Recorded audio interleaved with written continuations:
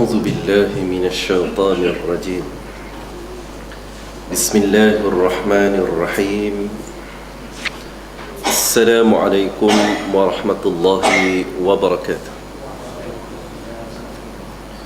Bagi bersama-sama memohon petunjuk dan hidayah daripada Allah Subhanahu wa taala, marilah kita memulakan kuliah maghrib kita pada malam yang berbahagia ini dengan membaca As-Sab'ul Mathani Al-Fatihah.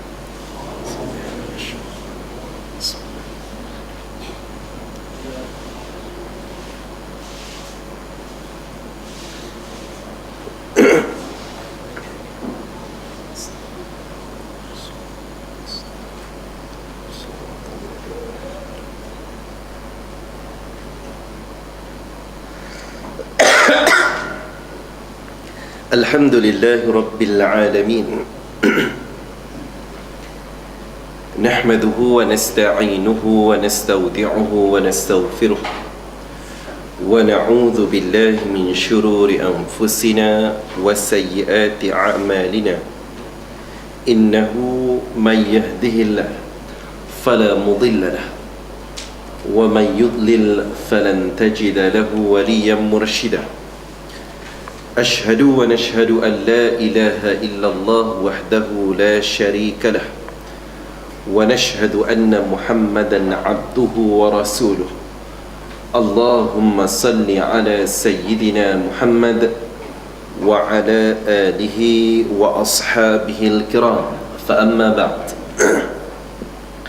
Yang dihormati Tuan Imam serta seluruh jawatan kuasa masjid, tuan-tuan guru, ustaz-ustaz, ustazah-ustazah, tuan-tuan haji, puan-puan hajjah, tuan-tuan, puan-puan, muslimin dan muslimat, para pecinta ilmu Allah Subhanahu wa ta'ala, dan juga mereka yang Allah pilih untuk terus memakmurkan rumah Allah Subhanahu wa ta'ala ini. Moga-moga Allah mengurniakan kita istiqamah dan juga pertambahan iman dan amal, dan sekaligus mendekatkan diri kita kepada Allah Subhanahu wa ta'ala insya-Allah. Hadirin dan hadirat muslimin dan muslimat yang dikasihi sekalian, sama-sama kita berdoa kepada Allah Subhanahu wa ta'ala juga agar sebahagian daripada rakan-rakan kita, mungkin juga saudara mara kita yang sedang diuji oleh Allah Subhanahu wa ta'ala dengan banjir di kawasan pantai timur, yang setakat ini telah melibatkan ribuan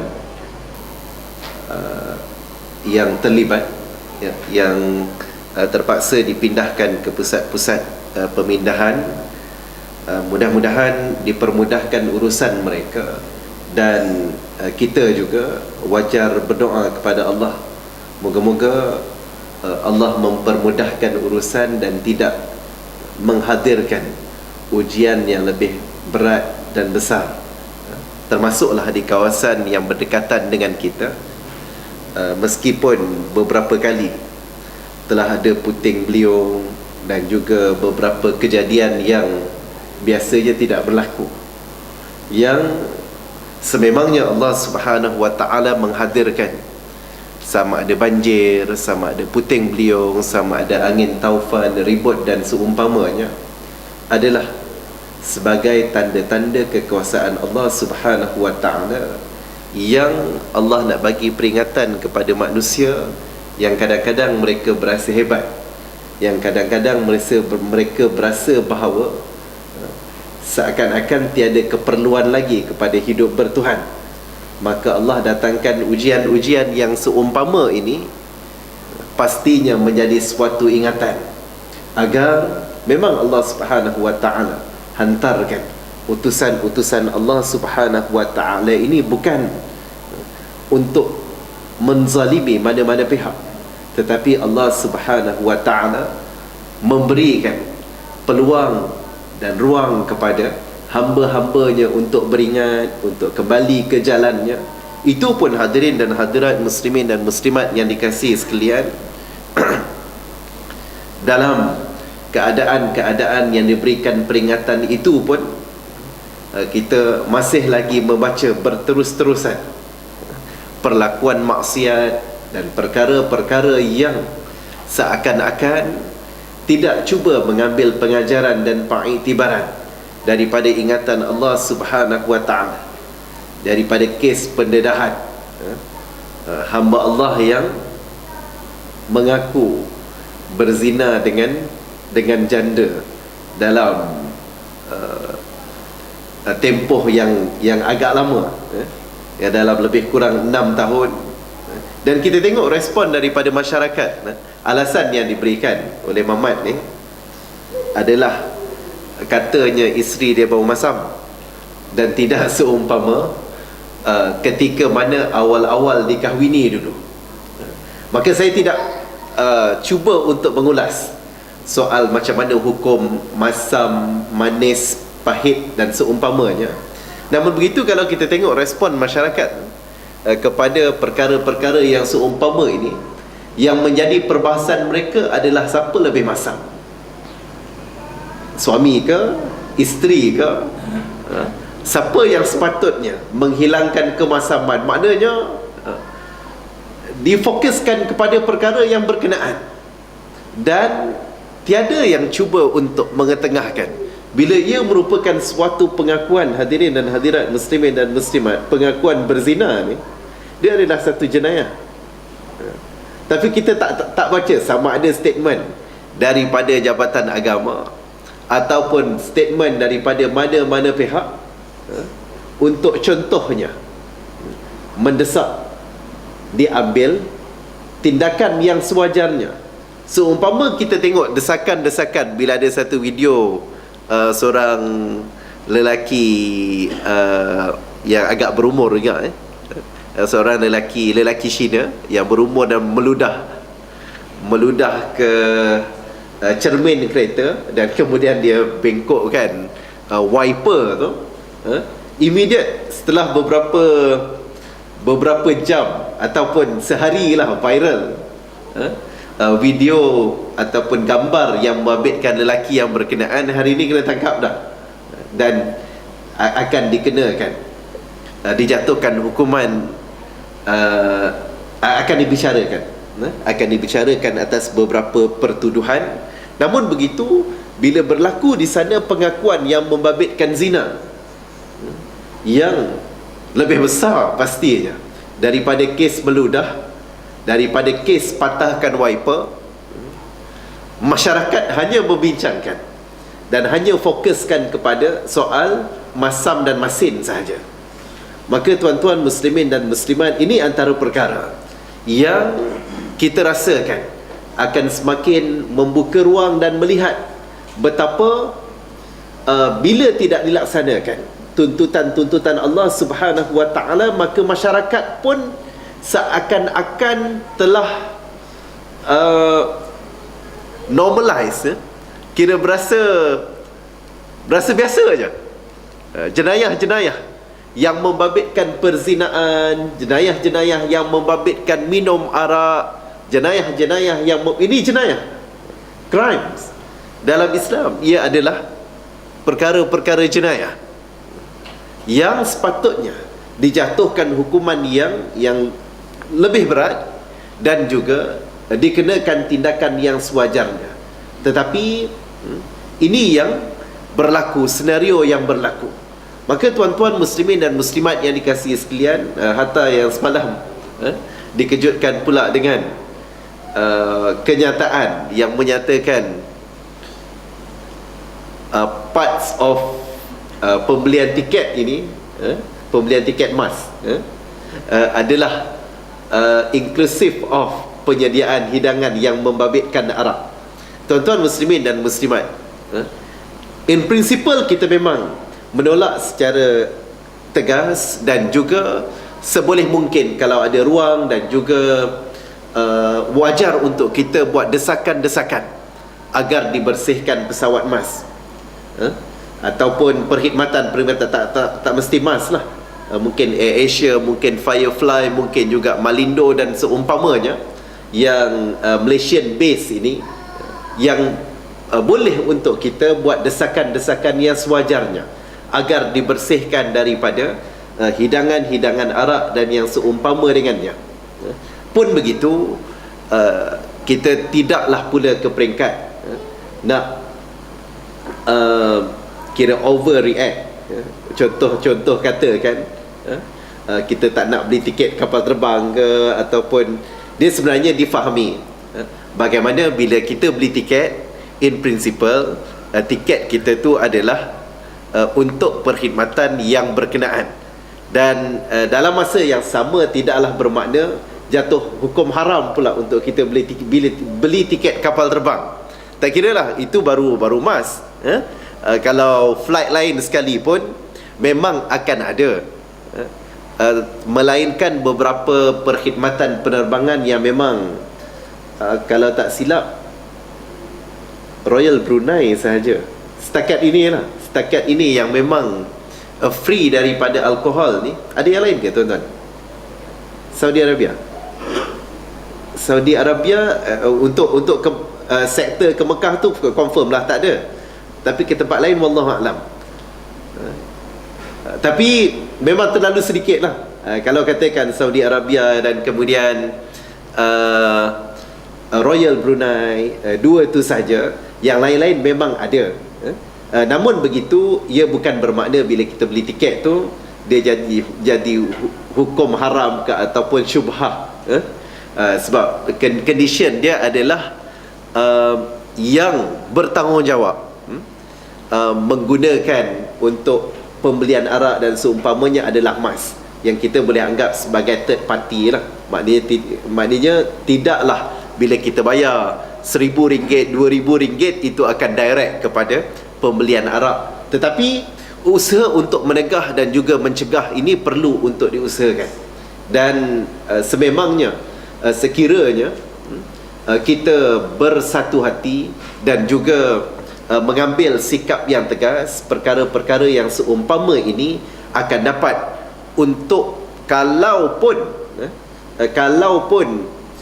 tidak dihentikan sepenuhnya, mungkin sektor yang melibatkan ramai penumpang Muslim for example, maka dibersihkan daripada arak secara berperingkat ataupun seumpamanya. Mudah-mudahan perkara ini diberikan perhatian yang serius oleh pihak-pihak yang berkenaan, yang sekaligus tidak akan mengundang murka Allah Subhanahu wa taala dengan perkara-perkara yang seumpama itu, termasuklah cadangan pakaian yang dibenarkan, penggunaan pakaian yang menutup aurat dan seumpamanya, insya-Allah.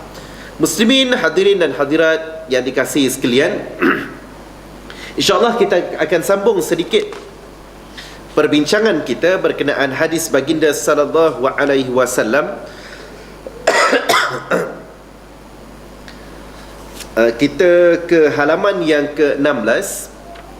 Sebelum ni kita membincangkan surat Nabi sallallahu alaihi wasallam yang diberitakan dan dibacakan, disampaikan oleh Abu Sufyan, kandungan surat yang dihantar kepada Heraklius. Maka tuan-tuan muslimin dan muslimat yang dikasihi sekalian, kita tengok beberapa perkara kita telah bincangkan sedikit sebelum ini.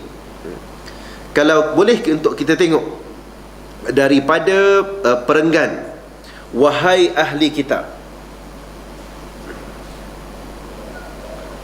Perenggan yang pertama bahagian hujung sikit, wahai ahli kitab, marilah kamu berpegang kepada suatu kalimah yang sama serupa antara kami dengan kamu, supaya kita tidak menyembah kecuali Allah dan tidaklah kita menyengutukan sesuatu dengannya. Janganlah sesetengah kita menjadikan setengah-setengah yang lain sebagai Tuhan-Tuhan selain daripada Allah.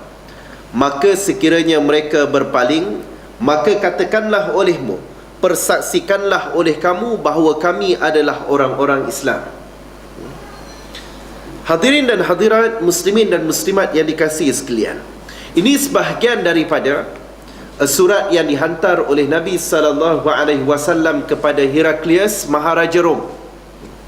Dan kalau kita tengok bagaimana Nabi sallallahu alaihi wasallam nak mendidik umat, bagaimana bila berbicara, bagaimana bila menyampaikan dakwah, menyampaikan seruan. Kalau boleh untuk dilihat bahawa Maharaja Rom ini merupakan salah satu daripada kuasa besar yang ada pada waktu itu selain daripada Maharaja Parsi, dan mereka dikenali sebagai golongan yang memang memusuhi Islam. Mereka dianggap, sebelum daripada peristiwa-peristiwa ini, kalau kita tengok beberapa peperangan yang berlaku adalah membabitkan tentera-tentera Islam dan juga mereka yang bersama dengan kerajaan Byzantine. Contohnya peperangan Mu'tah, contohnya beberapa peperangan yang lain. Sememangnya di sana ada pertentangan antara orang-orang yang belum beriman kepada Allah Subhanahu wa taala ini, apatah lagi mereka adalah kuasa-kuasa besar, superpower. Maka hadirin dan hadirat, dalam keadaan begini sekalipun, Nabi sallallahu alaihi wasallam menyampaikan seruan dengan bicara yang paling indah. Tiada pula contohnya, wahai orang-orang yang sombong, wahai orang-orang yang derhaka kepada Allah. Tetapi Nabi address kepada mereka, wahai ahli-ahli kitab, wahai ahli kitab. Nak memberikan suatu gambaran bagaimana Nabi SAW tidak membawa sebarang unsur dendam, apatah lagi menggelarkan dengan gelaran-gelaran yang tidak baik, gelaran-gelaran yang boleh menyebabkan kebencian, gelaran-gelaran yang mungkin boleh menyebabkan kemarahan ataupun cuba untuk mencabar keegoan pihak yang diseru untuk bersama agama Allah Subhanahu wa taala, sekalipun daripada kalangan musuh, termasuklah Maharaja Kisra, Maharaja Parsi, dan Heraklius. Heraklius gelaran dia adalah Kaisar, iaitu Maharaja Byzantine pada waktu yang berkenaan. Muslimin dan muslimat yang dikasihi sekalian, maka ini yang wajar untuk kita belajar. Bagaimana di sana kita wajar untuk berbicara, sama ada dengan mereka yang dari agama lain ataupun dari bangsa lain, sekalipun lawan kepada kita ataupun mereka yang mungkin menentang kita, bukan memulakan dengan makian, bukan memulakan dengan cacian, kerana kesilapan-kesilapan yang seumpama ini seringkali menyebabkan nawaitu asal kita nak menyampaikan dakwah, nak menyampaikan teguran, nak menyampaikan bicara yang baik itu, tetapi sebaliknya bercampur baur dengan rasa kebencian, rasa kemarahan. Termasuklah mungkin, katalah kita nak hantar memorandum kepada MAS, for example, maka bukanlah suatu pendekatan yang bijak kalau kita mengutarakan dengan wahai syarikat yang telah bergelumang dengan dosa arak untuk sekian lama. Bukan itu caranya, tetapi dengan gambaran-gambaran dan juga seruan yang baik. Mungkin, wahai syarikat harapan negara untuk membawa rakyat ke syurga Allah Subhanahu wa taala, contoh. Maka hadirin dan hadirat, muslimin dan muslimat yang dikasihi sekalian, maknanya di sana menentang kemungkaran, menghentikan kemungkaran, tidak menghalalkan kita untuk menggunakan bahasa kesat, tidak menghalalkan kita untuk memaki hamun, tidak menghalalkan kita untuk mengejek, memperlekeh, mempersendakan, kerana ia memungkinkan asalnya niat yang baik, cara yang baik, tetapi menyebabkan kesan yang tidak baik, malah mendatangkan fitnah pula kepada apa yang cuba untuk dibawa iaitu Islam yang diajar oleh baginda sallallahu alaihi wasallam. Maka Nabi tulis, Nabi hantarkan surat di sini, wahai ahli-ahli kitab, walaupun mereka adalah ahli kitab yang telah menyelewengkan kitab-kitab Allah, mereka adalah ahli kitab yang mungkin telah membunuh, bukan mungkin, memang sah, telah membunuh para nabi dan para rasul yang sebelum daripada itu. Mereka ahli kitab yang melakukan kekejaman. Difahami bahawa kerajaan Byzantine adalah kerajaan yang menindas. Tetapi Nabi tidak menjadikan itu sebagai alasan untuk berkasar dan berkonfrontasi dengan mereka. Sebaliknya, menyeru mereka dengan seruan yang baik. Dan Nabi SAW cuba untuk membawa mereka dengan penegasan, marilah wahai ahli-ahli kita, untuk kita duduk sama-sama. Apa kata Nabi? Ayat Nabi SAW berpegang kepada suatu kalimat yang sama, serupa antara kami dengan kamu. Maknanya, Nabi SAW, prinsip dakwah yang cuba untuk dibawa, contoh kalau katakan kita berdepan dengan masyarakat Buddha katakan, maka kita tidak diajar untuk mencari-cari kelemahan, mencari-cari titik-titik mereka yang berbeza. Sebaliknya, cuba untuk menggambarkan bagaimana banyak faktor-faktor yang sama. Kami sama macam kamu. Contoh, dari sudut kalau katakan kita berhadapan dengan mad'u daripada mereka yang beragama Buddha, maka apa yang sama antara kita dengan Buddha? Tuan-tuan, Buddha sangat memberikan penekanan kepada soal akhlak, adab mereka. Mereka ada, saya tak hafal lah, dia punya ada prinsip-prinsip ni kan, prinsip-prinsip, prinsip pertama, prinsip kedua, kalau tak silap ada 8 jalan, jalan panduan hidup dan seumpamanya. Maka tidak menjadi satu kesalahan kalau kita mengajak mereka, mari kita duduk pada satu line yang sama. Sebab Islam tidak menolak soal akhlak. Islam malah memberikan penekanan. Perutusan Nabi SAW adalah untuk penyempurnaan akhlak. Alangkah samanya kita dengan Hindu. Ada perkara yang mungkin kita sama. Dengan Kristian, ini contoh surat kepada kerajaan Byzantine Kristian, maka yang diseru oleh Nabi SAW adalah kalimatin sawa, yang sama antara kami dengan kamu, iaitu Nasrani.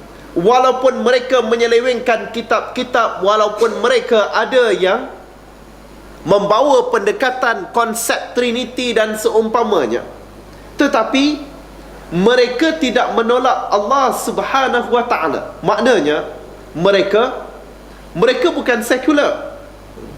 Nasrani, ahli kitab, mereka beriman kepada Allah Subhanahu wa ta'ala, cuma konsepnya berbeza. Mereka percaya kewujudan Tuhan. Maka ini titik-titik persamaan yang sepatutnya didahulukan dalam bicara kita membawa dakwah Islam yang kita perjuangkan. Nabi Muhammad sallallahu alaihi wasallam menyatakan begitu, dan dalam masa yang sama, kalau kita tengok ayat Nabi sallallahu alaihi wasallam seterusnya, dalam kelembutan, keindahan bahawa kami sama dengan kamu, dan cuba untuk memberikan gambaran indahnya kalau kamu sama dengan kami. Maknanya cuba untuk mengajak, engkau dah beriman dengan Allah, kami beriman dengan Allah. Alangkah indahnya kalau kita sama-sama beriman dengan Allah yang satu tanpa menyekutukannya dengan sesuatu yang lain. Ini cara Nabi SAW. Yang tuan-tuan muslimin dan muslimat, unfortunately, umat akhir zaman semakin sedikit usaha untuk menyampaikan dakwah dan bicara ini kepada mereka yang berada di sekitar kita, khususnya di kalangan mereka yang bukan Islam. Maka yang banyak masuk ke hutan-hutan contohnya adalah di kalangan missionaries, Kristian, penggerak-penggerak mereka. Dan kemudian kita dihebohkan, kita rasa tak berpuas hati kerana mereka berjaya untuk convertkan ramai orang, sama ada orang asli ataupun orang di pedalaman kepada Kristian.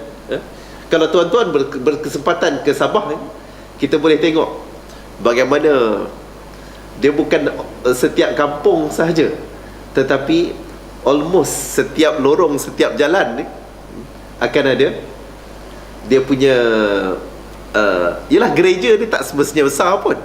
Dia mungkin dalam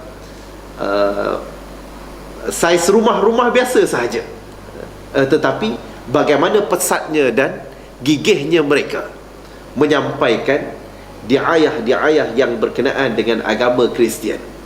Maka tuan-tuan muslimin dan muslimat, sewajarnya bukan setakat kita boleh menyampaikan bicara Islam ini kepada mad'u kita daripada kalangan mereka yang kosong lagi, tetapi termasuklah kesediaan kita mungkin untuk berjumpa dengan pemimpin-pemimpin agama. Yalah, mungkin di kalangan masjid, katakan jawatan kuasa masjid pergi untuk buat ziarah dan dialog dengan jawatan kuasa gereja, tidak salah. Malah mungkin ini adalah caranya, sebab perkongsian daripada mereka yang baru masuk Islam, dalam banyak kes yang saya dengar dalam IKIM ni, kebanyakannya menyatakan bahawa mereka tidak pernah diajak oleh rakan-rakan Muslim untuk bersama dengan Islam. Ada sebahagiannya dapat hidayah dengan mimpi, ada sebahagiannya Allah gerakkan mereka untuk bertanya, untuk mendekati, tetapi banyak keadaan Muslim tidak bersuara kepada orang bukan Islam berkenaan indahnya Islam. Maka apa yang mereka nampak pada Muslim ini adalah gambaran-gambaran yang negatif, gambaran-gambaran ialah Muslim yang tidak mengamalkan Islam, Muslim yang kasar, Muslim yang suka memaki hamun dan seumpamanya. Maka hadirin dan hadirat muslimin dan muslimat yang dikasihi sekalian, bila kita baca hadis ini, betapa Nabi SAW mahukan kita, umat akhir zaman khususnya, bila berdepan dengan pelbagai kerenah masyarakat, pelbagai background mereka, maka kita perlu untuk mengambil langkah proaktif untuk menjadi juru bicara ummah, juru bicara Nabi SAW menyampaikan dakwah secara berterusan. Hadirin dan hadirat muslimin dan muslimat yang dikasihi sekalian, dalam masa yang sama Nabi SAW memberikan penegasan betapa prinsip-prinsip Islam itu tidak boleh untuk dikompromi sama sekali. Ini satu lagi perkara. Ada sebahagian yang kurang bercerita tentang Islam dengan sebab mungkin tidak melihat pentingnya bercakap dengan seorang arumugam, katakan, bercakap tentang Islam. Tapi ada sebahagian yang lain melihat bahawa bila dia berkenalan dengan Peter, bila dia berkenalan dengan John, dia berasa inferiority pula.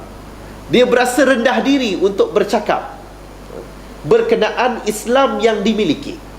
Apatah lagi kalau berkenalan dengan John, dengan Peter, pandangan mereka adalah pandangan-pandangan yang melihat bahawa agama ini sepatutnya tak ada kaitan dengan urusan dunia.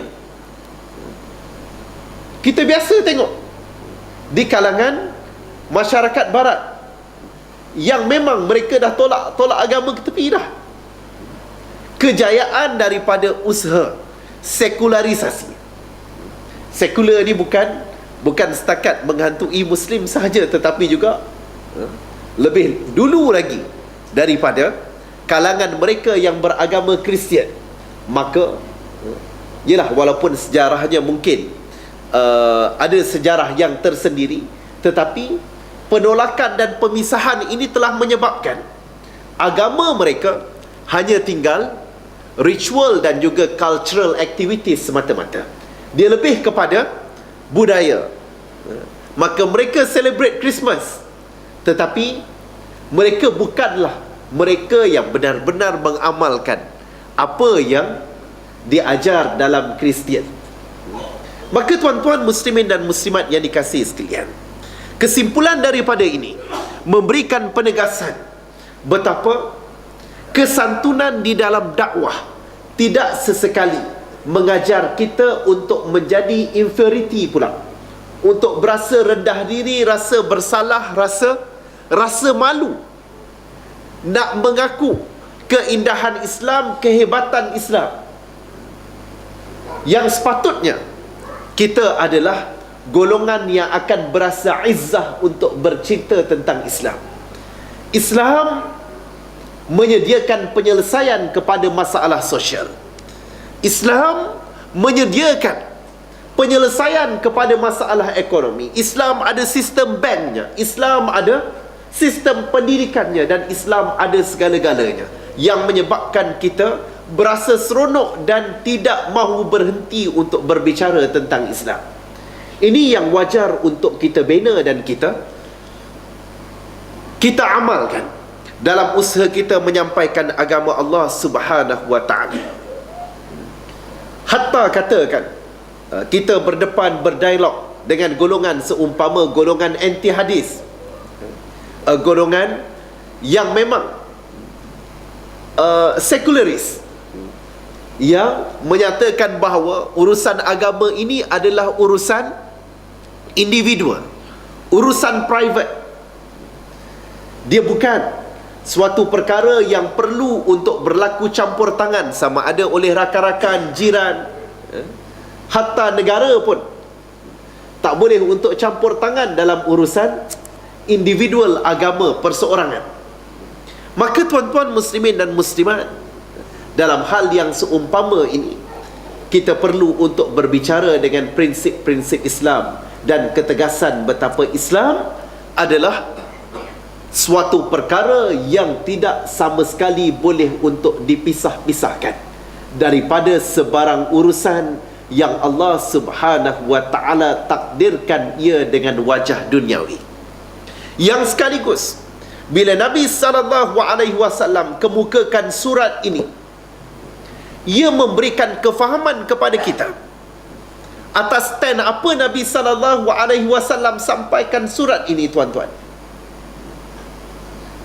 Ya, memang Nabi SAW adalah seorang Rasul, seorang utusan Allah Subhanahu wa ta'ala.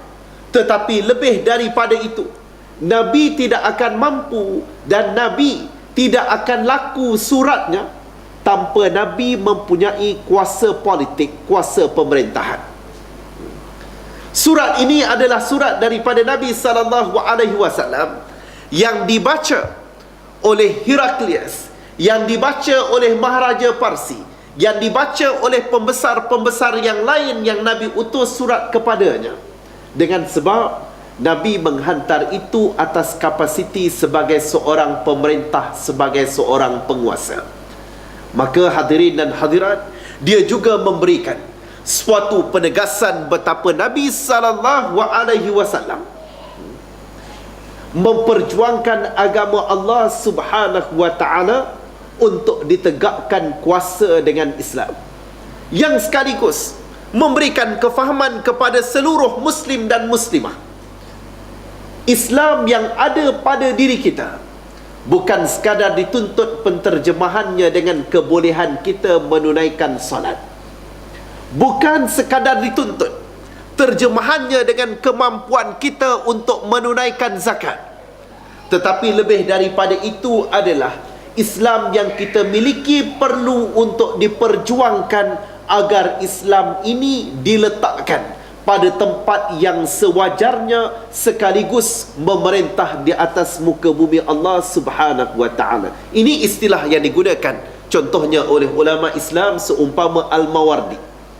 Apa yang disebut iqamatuddin, mendirikan agama. Agama perlu untuk ditegakkan. Ditegakkan di mana? Ditegakkan dalam jiwa, betul. Ditegakkan dalam diri, betul. Ditegakkan dalam keluarga, betul. Dan agama Al-Mawardi yang diberikan ungkapannya iqamatuddin wa siyasatud dunya bih.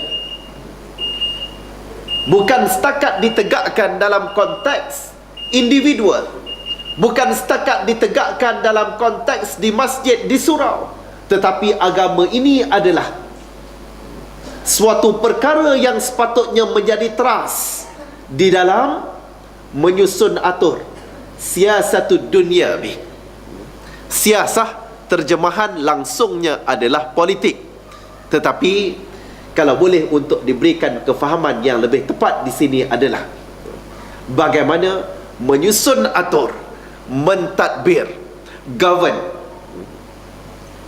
menguruskan urusan dunia dengan biddin wa siyasatud dunya bih, dengan agama Allah Subhanahu wa taala. Maka tuan-tuan muslimin dan muslimat, maka kita akan tengok betapa kecenderungan ini bukan setakat dimiliki, bukan setakat sepatutnya dimiliki oleh orang-orang Islam, orang-orang yang beriman.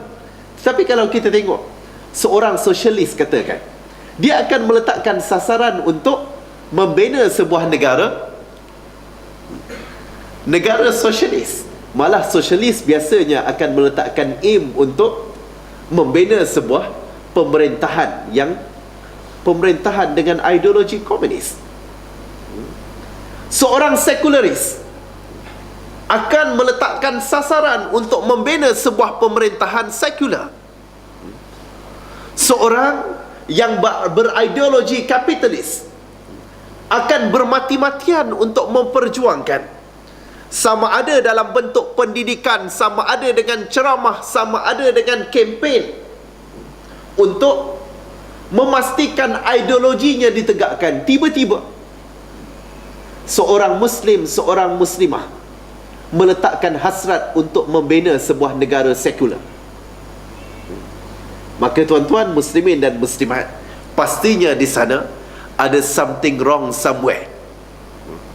Bila kita yang memiliki Islam yang diwariskan oleh Nabi SAW tidak cuba meletakkan sasaran ke arah meletakkan Islam yang kita miliki ini memerintah. Islam yang bagaimana? Islam yang kita sempurnakan. Contoh, bila solat kita ada imam, dan kita akan memastikan imam adalah seorang yang terbaik daripada kalangan kita, yang bacaan Qurannya baik, yang pengetahuan fiqahnya baik.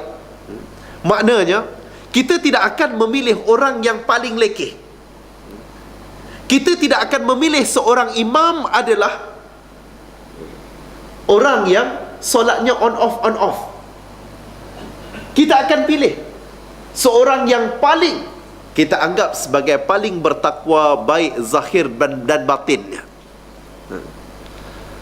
Seorang yang paling kita anggap paling dekat dengan Allah Subhanahu wa ta'ala. Ini Islam mengajar kita bagaimana ia adalah gambaran kriteria kepimpinan.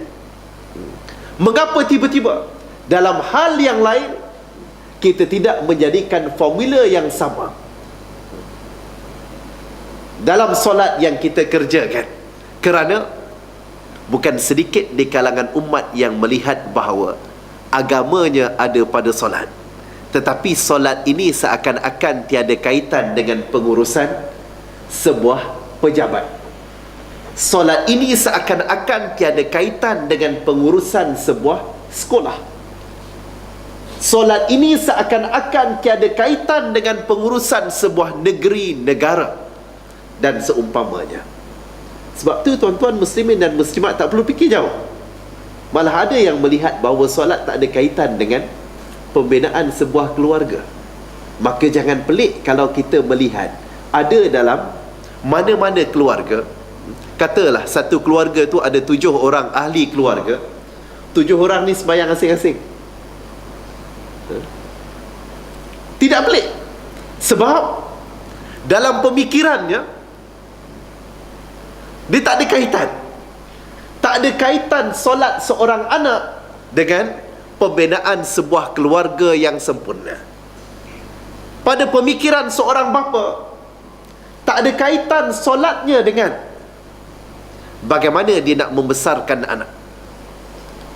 Pada pemikiran seorang ibu, seakan-akan tiada kaitan solatnya, sujudnya, rukuknya dengan pembinaan bakal menantunya. Maka tuan-tuan muslimin dan muslimat yang dikasihi sekalian, maka hadis ini mengajarkan kepada kita betapa jangan sesekali memisahkan agama yang kita miliki, agama yang kita anugerahi, yang dianugerahkan oleh Allah Subhanahu wa ta'ala, dengan mana-mana urusan yang membabitkan kehidupan kita. Segalanya adalah akhirat belaka. Kepejabat adalah akhirat, buat kerja adalah akhirat. Kalau seorang guru mengajar, ia adalah mengajar untuk akhirat. Seorang guru hatta mengajar pendidikan jasmani, ia adalah pendidikan jasmani untuk ke akhirat. Maka segala-galanya akhirat. Daripada urusan pekerjaan, urusan yang membabitkan kemasyarakatan dan seumpama, segala-galanya akhirat. Sehingga kita melihat betapa segala perkara ini sepatutnya diletakkan pada neraca yang bertepatan dengan kehendak Allah Subhanahu wa ta'ala. Kita sambung sedikit. Muslimin dan muslimat yang dikasihi sekalian, paragraf yang seterusnya, kata Abu Sufyan, maka apabila selesai dia memperkatakan segala ucapannya dan selesai membaca surat itu, saya cuba untuk berhenti sebelum 8.30 insyaAllah. Banyaklah terdengar jeritan dan suara hingar-bingar di sekelilingnya. Bila dibacakan surat ini, dan Abu Sufyan mendapati, just recall, hadis yang panjang ini diriwayatkan oleh Abu Sufyan, sebab Abu Sufyan adalah orang, the eyewitness yang ada ketika mana dibentangkan surat ini, selain daripada sahabat Nabi yang menjadi utusan Nabi menyampaikan surat ni. Maka Abu Sufyan kata, bila dibacakan surat ni, respon daripada pembesar-pembesar mereka yang berada di sekitar Heraklius adalah masing-masing macam, ada yang terkejut, ada yang memberikan respon macam marah, ada yang memberikan respon yang macam-macam, sehingga jadi hingar-bingar. Dan pada ketika itu Heraklius minta kepada Abu Sufyan untuk keluar. Abu Sufyan dan juga dia punya delegasi lah, beberapa yang bersama dengan Abu Sufyan, untuk keluar. Dan dalam keadaan itu Abu Sufyan menyebut, sesungguhnya telah menjadi besar perkara anak Abi Kabsyah. Yang terjemahan Melayu ni dia silap tulis, dia tulis anak Ibnu,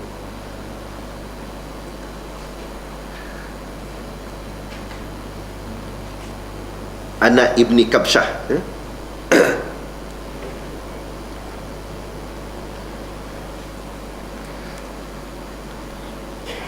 Maka apa yang dimaksudkan di sini adalah Nabi SAW, dengan sebab Abi Kabsyah ini adalah gelaran. Ada yang menyebut bahawa ia adalah gelaran datuk Nabi SAW daripada line ibunya, Aminah binti Wahab, dan salah seorang daripada datuk Nabi adalah Abi Kabsyah. Maka dengan sebab tu Abu Sufyan panggil dengan gelaran ini. Ini antara gelaran Nabi SAW yang digunakan biasa dalam masyarakat Arab. Dia akan nasabkan kepada datuk, kepada moyang dan seumpamanya. Okey. Sesungguhnya dia telah digeruni oleh raja bangsa kulit kuning, iaitu merujuk kepada kerajaan Byzantine. Sebab Byzantine ini asalnya dia bukan Arab. Byzantine ini adalah daripada belah atas, daripada, sebab dia base dia adalah di Constantinople ataupun Istanbul hari ini. Kira memang orang Eropah lah, orang Eropah, maka dirujuk sebagai golongan yang berkulit kuning ni, bangsa berkulit kuning. Kerana itu aku terus yakin bahawa dia, yakni Muhammad sallallahu alaihi wasallam, Abu Sufyan yakin bahawa Nabi sallallahu alaihi wasallam akan berjaya, sehinggalah Allah memasukkan Islam ke dalam hatiku. Ini adalah saat paling awal Abu Sufyan. Ini belum perisytiharan Abu Sufyan masuk Islam, tetapi ini saat yang Abu Sufyan telah mula menerima Islam dan membenarkan apa yang disampaikan oleh Nabi SAW. Maka saya cuba untuk simpulkan sebelum kita tutup berkenaan Abu Sufyan. Bagaimana kalau kita baca dalam sejarah, Abu Sufyan adalah seorang bukan setakat seorang yang jahat, tapi juga ketua penjahat. Ketua kepada musyrikin Mekah adalah Abu Sufyan. Abu Sufyan yang mengetuai tentera-tentera musyrikin Mekah untuk menghancurkan Nabi SAW. Abu Sufyan yang mengetuai mereka. Dia bukan Abu Lahab, bukan Abu Jahal, Abu Sufyan. Abu Sufyan adalah ketua. Namun begitu, bila hidayah sampai kepada dirinya, Abu Sufyan tidak teragak-agak untuk bersama dengan agama Allah. Maka di sini memberikan suatu pengajaran kepada kita bersama. Kadang-kadang kita cop seseorang yang tidaklah sejahat, tidaklah ke peringkat Abu Sufyan, dia punya brutal ni, sebagai dah tak ada peluang untuk bersama dengan agama Allah, tak ada peluang dah nak insaf, pembunuh, perompak, perasuah. Kadang-kadang kita over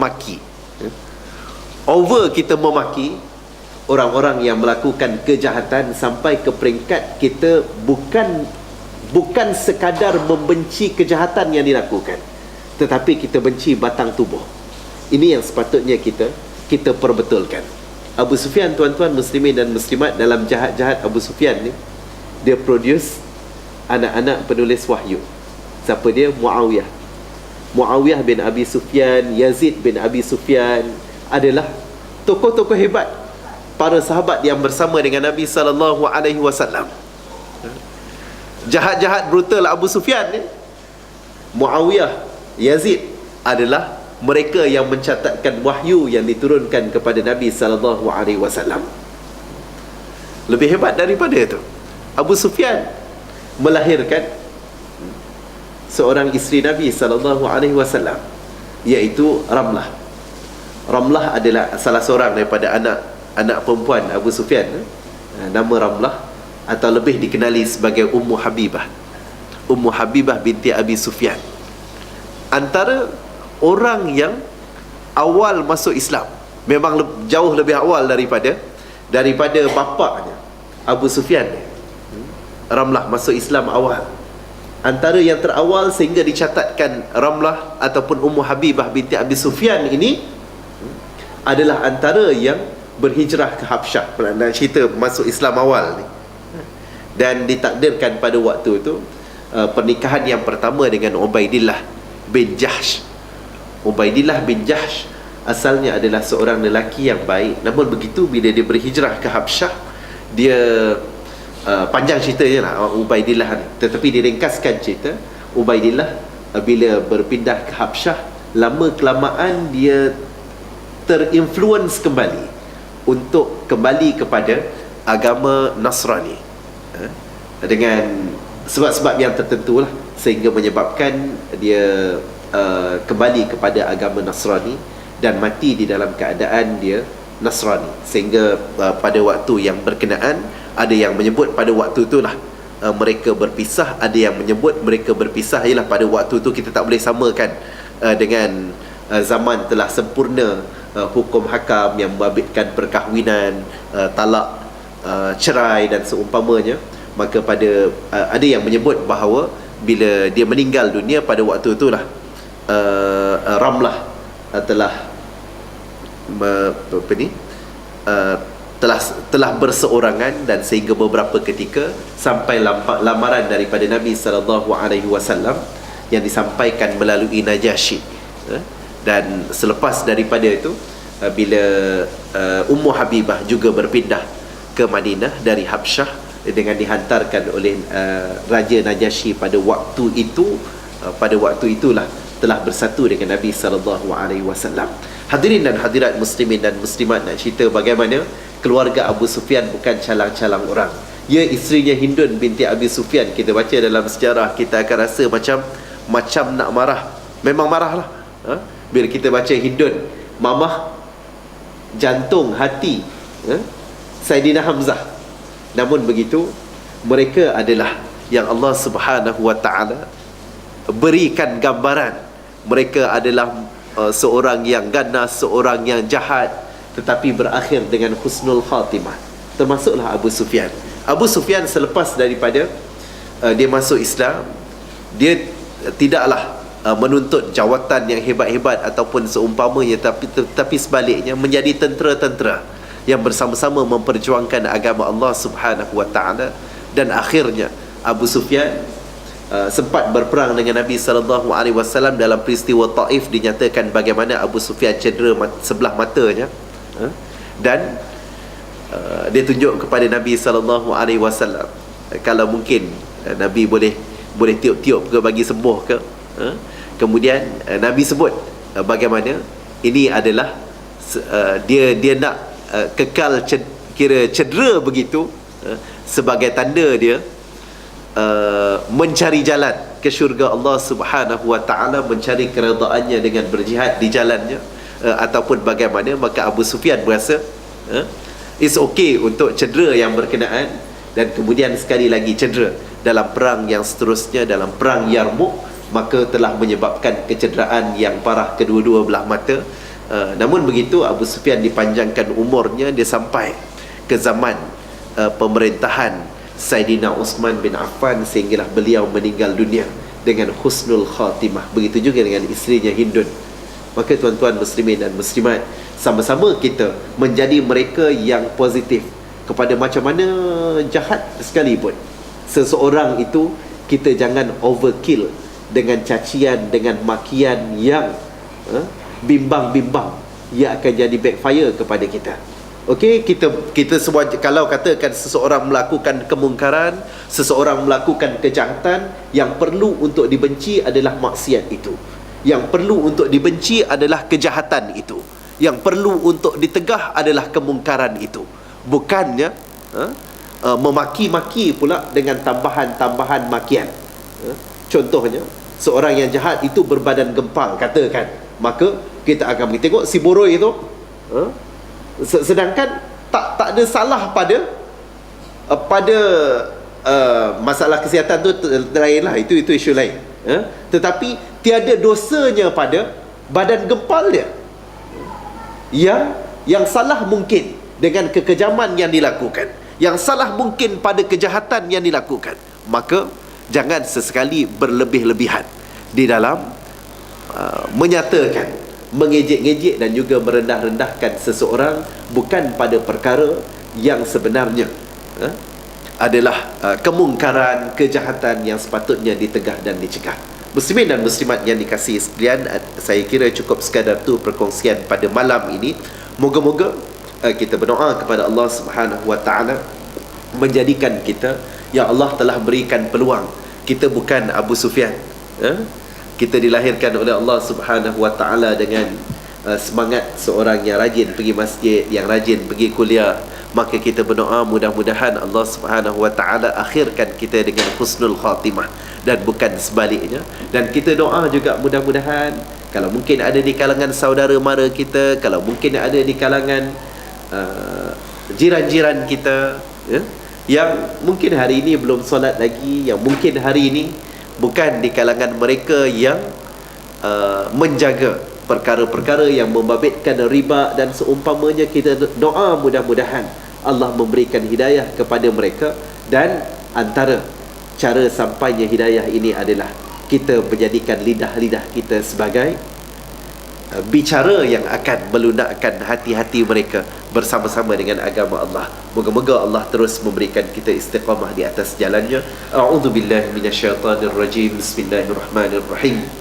Allahumma ij'al jam'ana hadha jam'an marhuma wa tafarruqana min ba'dihi tafarruqan ma'suma wa la taj'al fina shaqiyyan wa la matrudan wa la mahruma wa la muqattaran fi rizqi bi rahmatika ya arhamar rahimin. Ya Allah, ya Tuhan kami, ampuni dosa-dosa kami ya Allah. Ampuni dosa kedua ibu bapa kami ya Allah. Ampuni dosa guru-guru kami ya Allah. Ampuni dosa sanak saudara kami ya Allah. Jiran-jiran kami ya Allah. Anak-anak kami ya Allah. Ya Allah, ya Rahman, ya Rahim, jadikan kami mereka yang istiqamah di atas jalan-Mu ya Allah. Jadikan kami mereka yang mencintai ilmu-Mu ya Allah. Jadikan kami mereka yang mencintai rumah-Mu ya Allah, masjid-Mu ya Allah, dan surau-Mu ya Allah. Jadikan hati-hati kami mereka yang sentiasa istiqamah mengamalkan perkara-perkara yang disuruh oleh-Mu ya Allah. Jauhkan kami daripada perkara-perkara yang memungkinkan kemurkaan di sisi-Mu ya Allah. Ya Allah, kami serba lemah dan kekurangan ya Allah. Justru berikan kami kekuatan ya Allah. Berikan kami kekuatan ya Allah. Hidupkan kami dengan Islam, matikan kami dengan Islam. Hidupkan kami dengan iman, matikan kami dengan iman ya Allah. Ya Allah, jadikan kami mereka yang sentiasa memastikan agama kami ya Allah, dan dunia kami ya Allah disatukan ya Allah. Jadikan kami mereka yang sentiasa menjadikan dunia kami jambatan ke akhirat-Mu ya Allah. Jauhkan kami daripada mereka yang memisahkan dunia dan juga urusan agama ya Allah. Jauhkan kami daripada mereka yang dimurkai oleh-Mu ya Allah. Jauhkan kami daripada mereka yang berpegang selain daripada agama-Mu ya Allah. Ya Allah, ya Rahman, ya Rahim, ya Dzal Jalali wal Ikram. Ampuni kami ya Allah. Permudahkan urusan kami ya Allah. Berikan kami kefahaman terhadap agama-Mu ya Allah. Berikan kami istiqamah di atas jalan-Mu ya Allah. Ya Allah, ya Rahman, ya Rahim, ya Dzal Jalali wal Ikram. Rabbana afrigh alaina sabra wa thabbit aqdamana wansurna 'alal qaumil kafirin wansurna 'alal qaumil fasiqin wansurna 'alal qaumidh dhalimin. Wa sallallahu ala sayyidina Muhammad wa ala alihi wa sahbihi wa sallam. Walhamdulillahi rabbil alamin. Segala yang baik itu datangnya daripada Allah Subhanahu wa taala, yang sebaliknya daripada kelemahan saya sendiri. Mohon keampunan daripada Allah Subhanahu wa taala kalau ada perkara yang lari daripada landasan kebenaran, terutamanya dalam mengupas ayat-ayat Allah Subhanahu wa taala, juga hadis baginda sallallahu alaihi wasallam. Kita tangguhkan pertemuan kita pada malam ini dengan tasbih kafarah dan suratul Asr.